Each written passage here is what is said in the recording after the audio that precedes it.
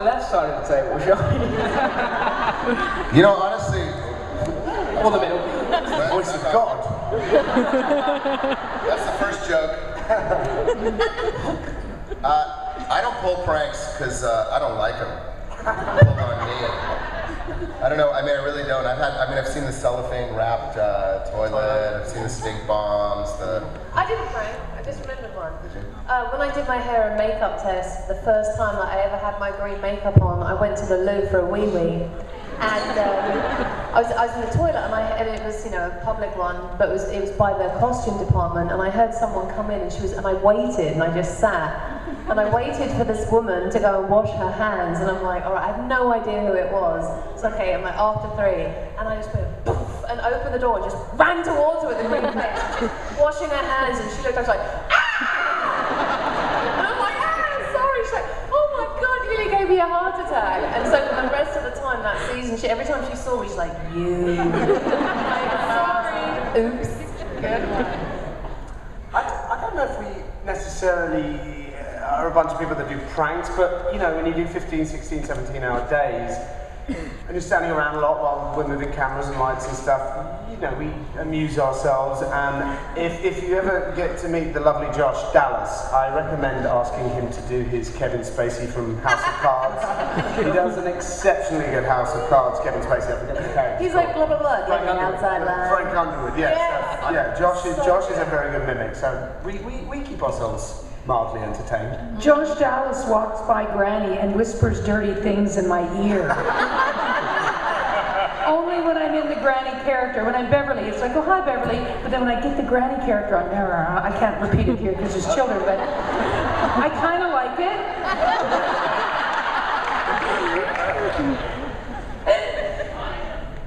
Kinda.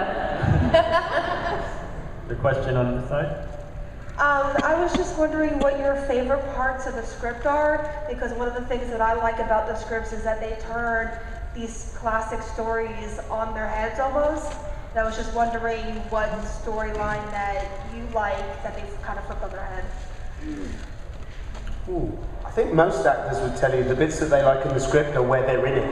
When it says Granny. Because we tend to go, yeah, right. Oh, me, good. Yeah. No, oh, there I am again, good. So I think most of us, when we've got a job and we play these great characters, we just want to get it, in there and do our thing. So, I mean, I'm sure everyone has their own ideas of what actors, they like. it's true, like actors always have this joke where, we pretend not to listen to each other and we just always say blah, blah, blah, oh, my line. Yeah, it's actually, I always say it's bullshit, my line, bullshit. But yeah, the first thing everyone gets that script, they're like, where am I? Where's me? So the first read is usually pretty quick. Oh, good scene. Also, the writers on Once Upon a Time copy what the writers on Lost used to do. So in the stage direction, there's loads of swearing. So we can't swear on the show because obviously it's on Disney and it's ABC and it's fairy tales. There's a lot of f-bombs in the stage where it's like holy effing blah. Here comes the blah blah effing blah witch. And you're like, oh, it's never going to make the cut, but it makes it more of a fun read, doesn't it? Over here on the side. I actually have a question for Sean. There have been so many incarnations of Robin Hood, from Pyle's original to Disney's Fox to Men in Tights. Was there anyone that you kind of pulled from for inspiration for your Robin, or did you kind of make him from the ground up, do you feel? I think because it's such an iconic character, and as you say, so many people have played him, obviously I've seen the Kevin Costner one, I've seen the Errol Flynn one, but to be honest, with Once, they tend to make the characters that we know flipped, and so it's, everyone here has really brought their characters, their own essence to it.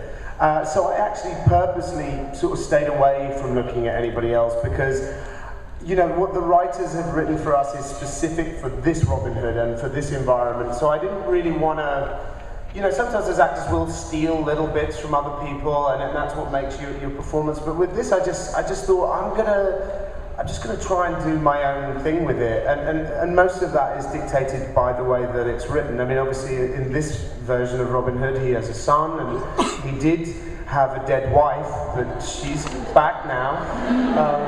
So I was just trying to think of, you know, playing him as a father and as a leader, and so that's how he sort of turned into this version. But you know, most of it is very much dictated by the writing, and then we just kind of bring our own sort of thing to it. But it's been a lot of fun doing it. On this side, please. It's a great honor to have y'all here today. I just recently started watching the show and binge watched before I came down this year. But one of the episodes I'd like to get your point of view on, the episode where Swan and her Charming split her heart to share with Charming.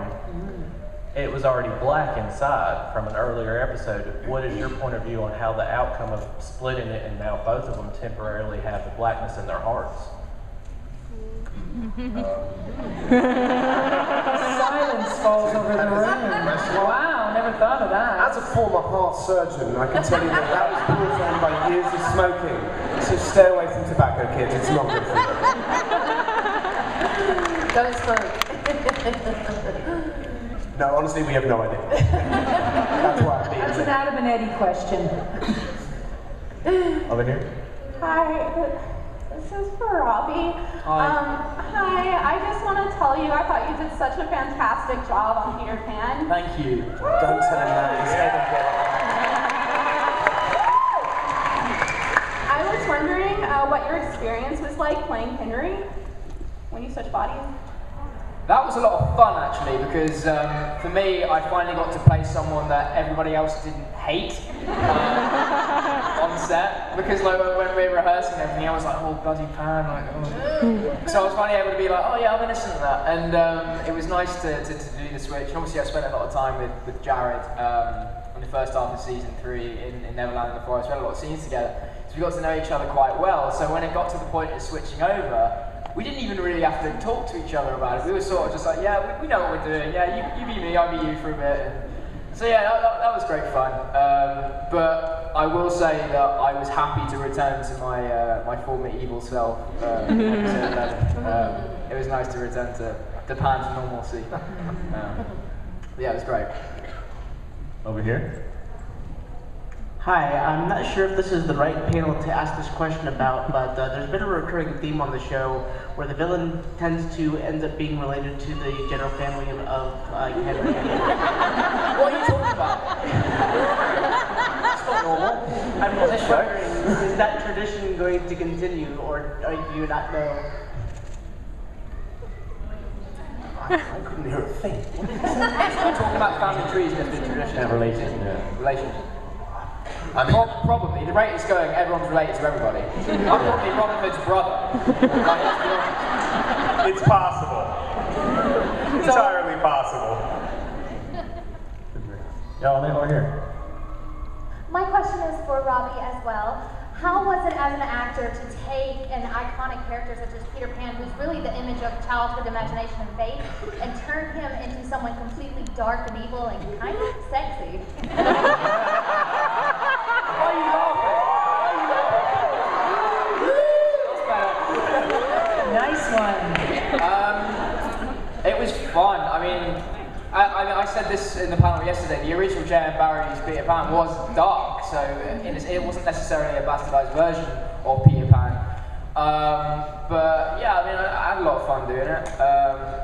It was a little bit weird at first to sort of be like, oh, okay, I'm going to be playing someone who isn't exactly the normal, like what you'd expect.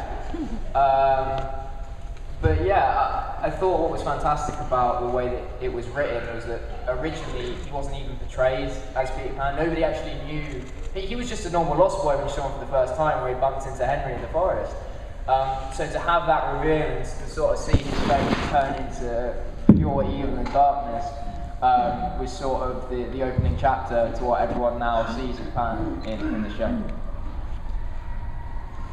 Over here, please. Okay. My question is